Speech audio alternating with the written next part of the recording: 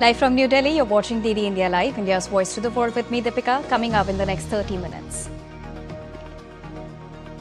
Prime Minister Narendra Modi set to embark on two-nation visit to the UK and Maldives, will hold talks with UK counterpart in London on key issues, also to attend Maldives Independence Day as the guest of honour.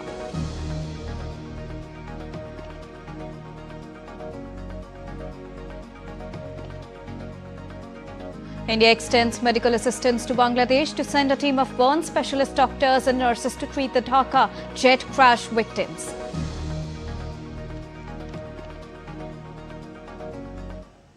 And now let's get you the latest visuals of Prime Minister Narendra Modi embarking on two-nation visit, which is the United Kingdom and Maldives. You can see Prime Minister Narendra Modi waving to all the viewers there and to the audiences, embarking on two-nation visit, which comes as a very significant and a crucial step towards strengthening not only India's economy, but also India's bilateral relationship. Well, to speak more about it, at the invitation of the Prime Minister of United Kingdom, Prime Minister Narendra Modi will pay an official visit to the United Kingdom, which is the first stop from the 23rd till the 24th of July, which is a two-day visit. And this will be Prime Minister Narendra Modi's fourth visit to the United Kingdom. And during the visit, Prime Minister Narendra Modi in the UK will hold wide-ranging discussions with Prime Minister Keir Starmer on the entire gamut of India-UK bilateral relationship. Well, for all the viewers, India and UK share a very strong and significant bilateral relationship, and this will further boost the relationship in various sectoral progress, growth, and focus on various other bilateral areas as well. They will also further to this exchange views on issues of regional and global importance. Now, Prime Minister Narendra Modi, apart from this, is also expected to call on His Majesty King Charles III during his visit to the United Kingdom. These are the latest visuals that we are getting for you from New Delhi, where Prime Minister Narendra Modi has just emplaned for the United Kingdom, which is the first stop. And after that, he will visit the Maldives as well. And during the visit to the United Kingdom, the two sides will also review the progress of the comprehensive strategic partnership with a special focus on trade and economy, technology and innovation, defense and security, climate, health, education and people-to-people ties. This will be on the agenda on Prime Minister's visit to the United Kingdom, where various sectors will be discussed, strengthening the bilateral relationship, the existing bilateral strong relationship between India and the United Kingdom. Moving on, in the second leg of his visit, Prime Minister will undertake a state visit to Maldives from the 25th till the 26th of July, which is again a two-day visit to the Maldives. Now, this is happening on the invitation of the President of the Republic of Maldives, who is Mohammed Muitzu. And this will be Prime Minister's third visit to Maldives and the first visit by a head of state of Kafmoon to Maldives during the presidency of Dr. Mohammed Muitzu. Now, interestingly, Prime Minister Narendra Modi will be the guest of honour at the celebrations of the 60th anniversary of the independence of Maldives, which will take place on the 26th of July 2025. And during the visit, Prime Minister Narendra Modi will meet Dr. Mohammed Muitzu and also hold discussions on issues of mutual interest. Now, it is very interesting and very important to note down that Maldives is a very important and special maritime partner to India, considering the importance and significance of Mahasagar initiative as well. And during the visit of Prime Minister Narendra Modi to the Maldives, the two leaders will also take stock of the progress in the implementation of India-Maldives joint vision for a comprehensive economic and maritime security partnership, that was adopted during the state visit of President of Maldives to India back in the year 2024 in the month of October. Now, the visit also to Maldives reflects the importance India attaches to its maritime neighbour.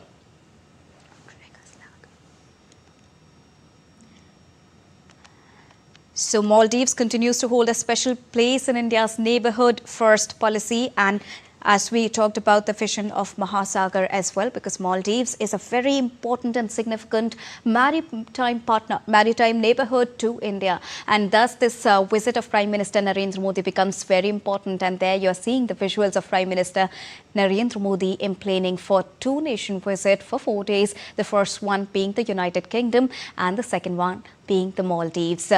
In each of the country, Prime Minister Narendra Modi will stay for 2 days. And to get you more on this, I'm joined by DD India correspondent Akshay Dongre. Akshay, Prime Minister Narendra Modi embarks on 2 nations visit, and the first stop is the United Kingdom. We just saw the visuals of Prime Minister Narendra Modi emplaning. How significant is this visit to both the countries, Akshay? Well, quite significant. In fact, Deepika, if you look at the relation between the two countries as not only part of the Commonwealth, but also part of several other forums around the world, the two countries have a very, very, rich history together, even of collaborating on several projects from defense to trade to other areas of specialization. India and UK have, in fact, worked on a lot of projects, in the past as well. But now the two Commonwealth member nations at the level of their heads meeting together is going to be a very, very significant movement in history, especially when it comes to the bilateral relation between the two countries is concerned. Now, the reason why I'm saying all of this is also because both India and UK remain some of the best economies in the world when it comes to the scale. But in recent years, we have seen, when talking about the Britain's perspective, in recent years, we have seen that the former colony of the Britain has overtaken the country when it comes to the economy. So there has been a monumental shift in the economics and the finances of the two countries are concerned. And India's rapid rise has been seen as the British government as well as a golden opportunity to strengthen trade ties, especially with Britain losing a lot of foothold in the Europe, especially with the Brexit.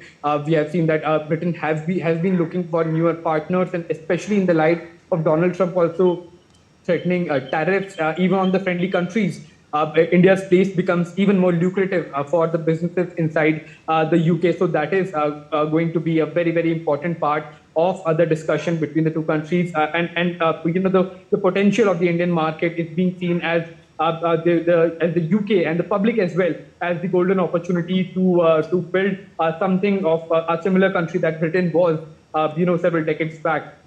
So this is this is a good opportunity for the UK, for India, especially when it comes to the UK and the potential that India has in exchanging things with the UK. That remains a lot of expertise in education. The universities in the United Kingdom are some of the best universities around in and around the world. So education can be one very, very important part of the discussion when it comes to the two countries, especially more collaboration between the Indian state universities and the UK state universities like Oxford and other schools of the UK. So education is one aspect of it. Both the countries can learn from each other's experiences. The UK having its NHS and the Indian government having its own Ayushman Bharat schemes and other schemes that can be extremely important for especially the rural areas. So dealing with such a large scale of country, especially in these kind of especially in challenging times like COVID, that is something that the UK can learn from India. And the efficiency part, maybe the Indian medical industry can learn a lot more from the UK. So that is another aspect. Defense is very, very important part of the two countries exchanges. That is one area where the two countries can have collaboration. Counter-terrorism is one key area.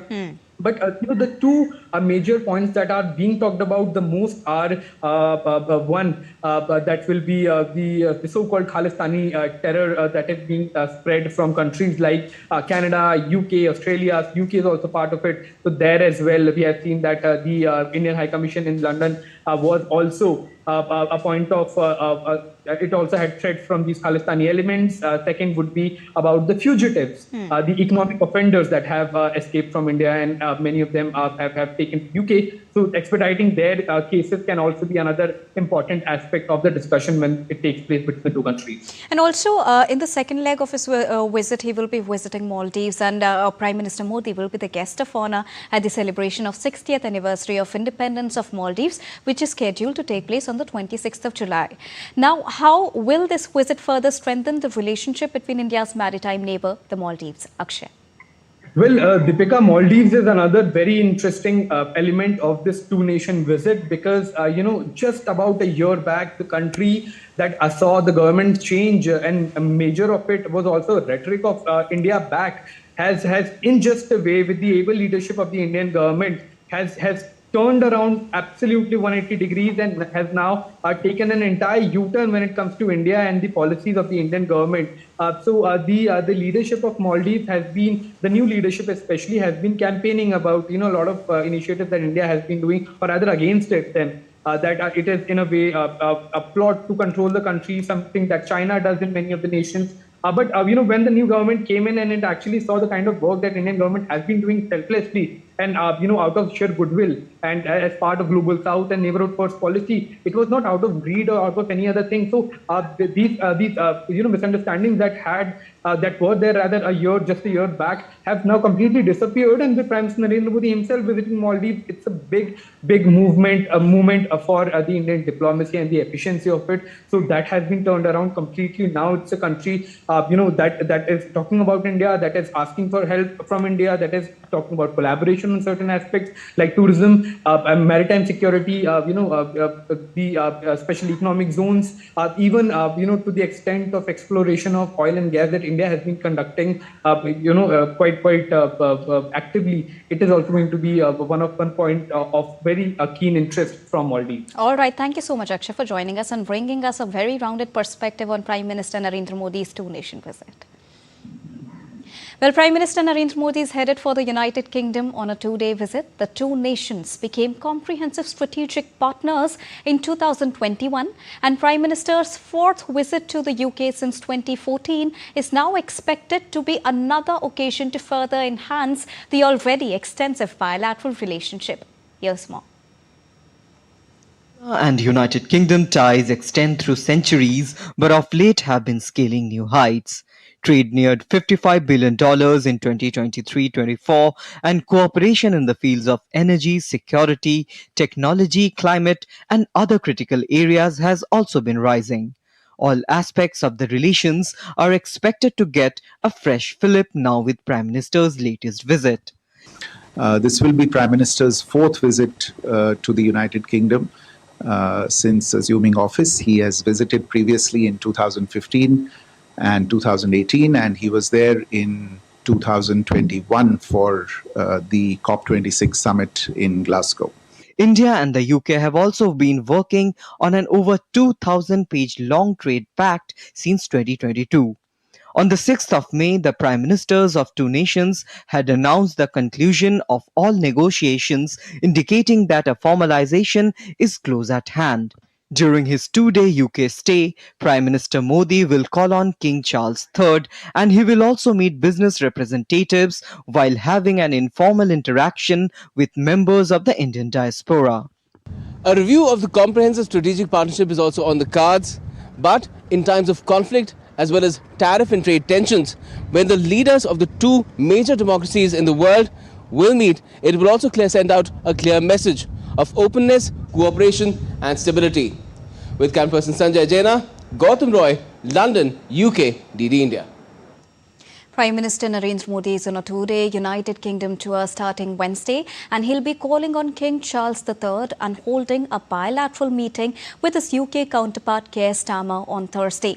DD India's Gautam Roy has spoken with India's High Commissioner to the United Kingdom, Vikram Doordarshan, about the prospects of the visit, including the much-anticipated Free Trade Pact and how it will enhance the comprehensive strategic partnership between the two nations. Let's take a listen. Prime Minister Narendra Modi is on his fourth visit to the United Kingdom from the 23rd to the 24th of July.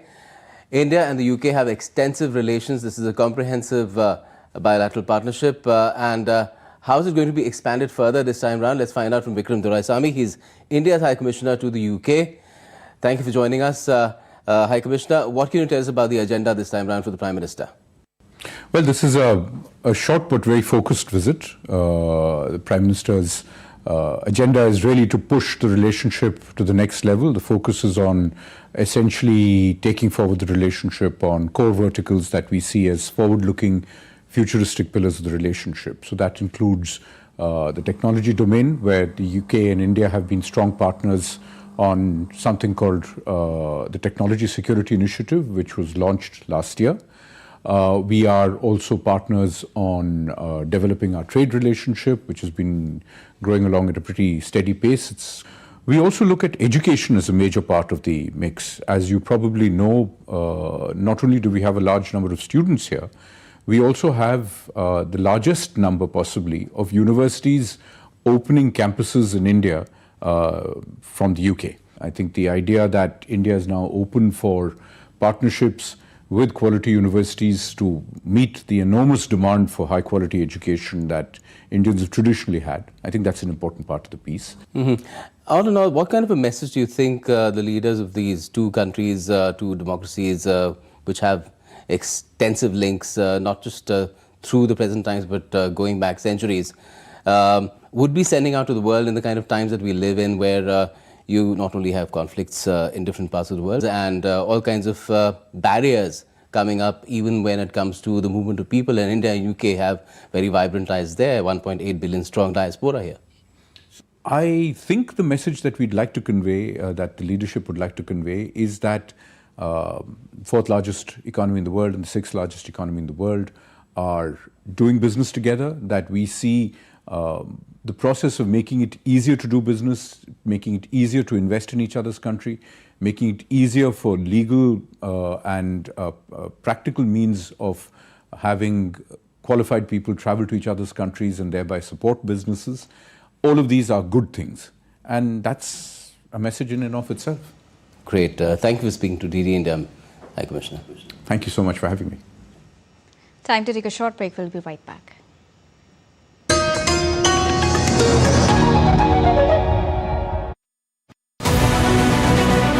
This week on Defense Dynamics, India flexes its missile muscle. 3 major test firings in just 24 hours. What's the message? Apache helicopters roar into Jodhpur. India's strike power on the Western Front. Neoma airfield in Ladakh to get commissioned soon. Why it is being called India's strategic launchpad in the Himalayas. And sectarian clashes erupt in Syria. What's fueling the Druze-Bedouin conflict? Catch it all this Wednesday at 8 p.m. IST only on DD India.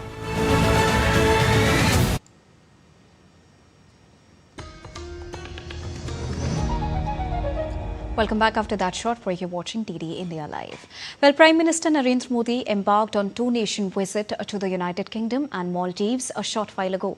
Taking to social media platform X, Prime Minister Narendra Modi stated, and I quote him here, "Leaving for UK, a country with which our comprehensive strategic partnership has achieved significant momentum in the last few years. I look forward to my talks with Prime Minister Keir Starmer and my meeting with His Majesty King Charles III." Unquote.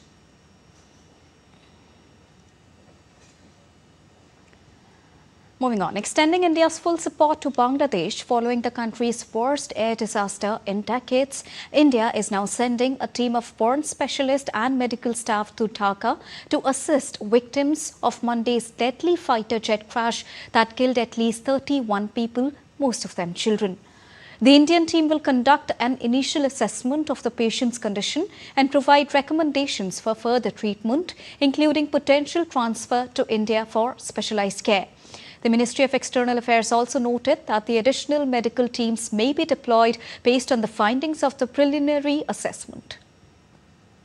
The fatal crash occurred on Monday when an F-7 training jet of the Bangladesh Air Force plummeted into the Milestone School and College campus in the capital's locality during a routine sortie. The impact triggered a massive fire and scene of widespread panic that terrified the students and staff fleeing for safety. The Bangladesh Army has initiated a formal investigation into the accident that disrupted rescue efforts following Sunday's deadly military jet crash at Milestone School and College in Dhaka. In a statement issued on Tuesday, Bangladesh's Inter-Services Public Relations Directorate said that the Army is treating the matter seriously and will take disciplinary action against any individuals found responsible for misconduct during the operation. Well, the crash on the 21st of July killed 32 and injured numerous civilians, including children. The rescue efforts were significantly hampered by large crowds of onlookers gathering at the crash site. Many ignored repeated requests to vacate the area, obstructing evacuation efforts and creating confusion on the ground. The army acknowledged the disruption and confirmed that 14 personnel involved in the operation became ill due to exhaustion and exposure during the rescue, while all are currently receiving treatment at the Combined Military Hospital in Dhaka. India strongly rebutted Pakistan's renewed attempt to internationalize the Kashmir issue and raise objections over the Indus Waters Treaty at the United Nations Security Council. India's permanent representative to the United Nations, Ambassador P. Harish, in a statement at the United Nations Security Council high-level open debate on promoting international peace and security through multilateralism and peaceful settlement of dispute, reiterated India's stand on terrorism. He said that Pakistan steeped in fanaticism and terrorism and a serial borrower from the IMF. On the one hand, there is India, which is a mature democracy, a surging economy, and a pluralistic and inclusive society. At the other extreme is Pakistan, steeped in fanaticism and terrorism, and a serial borrower from the IMF. As we debate promoting international peace and security, it is essential to recognize that there are some fundamental principles which need to be universally respected.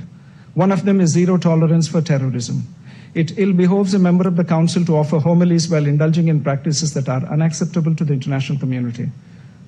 The Indian Air Force is conducting a major military exercise from today across Rajasthan's Barmer to Jodhpur near the Pakistan border. Frontline jets like Rafale, Mirage 2000 and Sukhoi 30 will take part in the exercise along with air defense systems and night operations. A NOTAM has been issued to clear civilian airspace. The drill follows Pakistan's drone attack during Operation Sindoor, all of which were successfully intercepted. The two-day exercise, set to continue until the 25th of July, aims to strengthen India's combat readiness and enhance air defense amid rising cross-border tensions. Strengthening bilateral ties and grassroots development, India and Nepal on Monday signed memorandums of understandings for 5 high-impact community development projects in the education and health sectors under Indian grant assistance.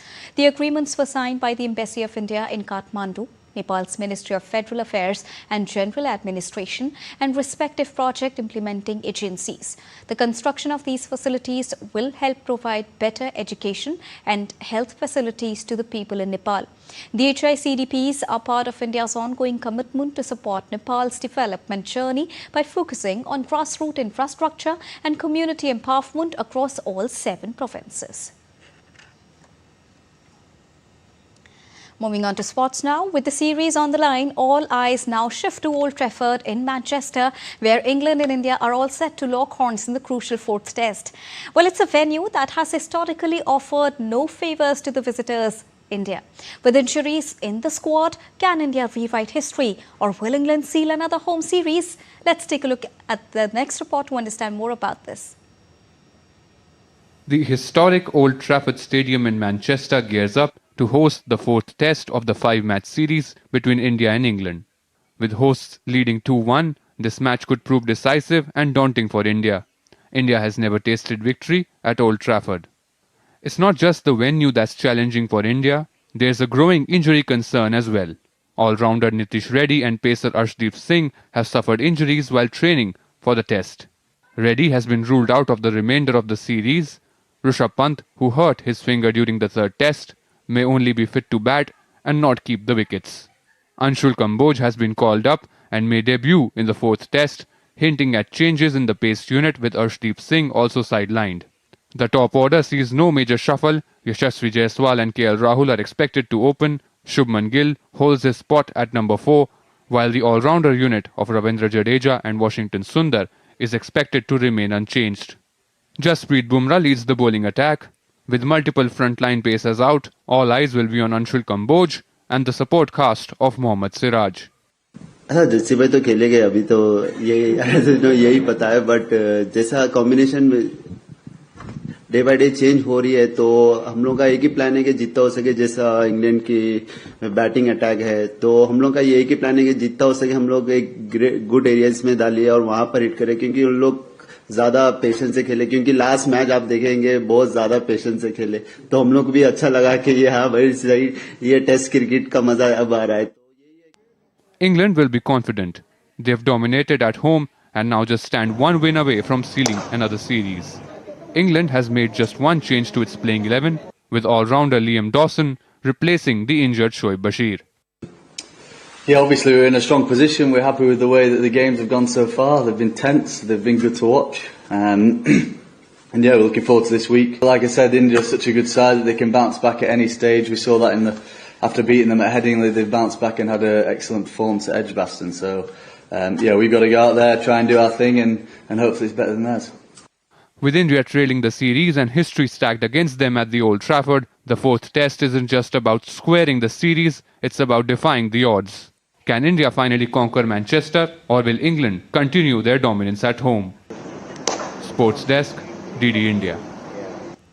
And that's all for this edition of DD India Live, but do let us know your thoughts on the news of the day. For those on the go, you can get all the latest news and updates from India and across the world on the DD India mobile app. The app is available on both Android and iOS platforms. Scan the QR code on the screen to download it right now. We'll be back with more news as it breaks here on DD India. I'm Deepika, and from all of us here in New Delhi, thank you so much for watching DD India Live.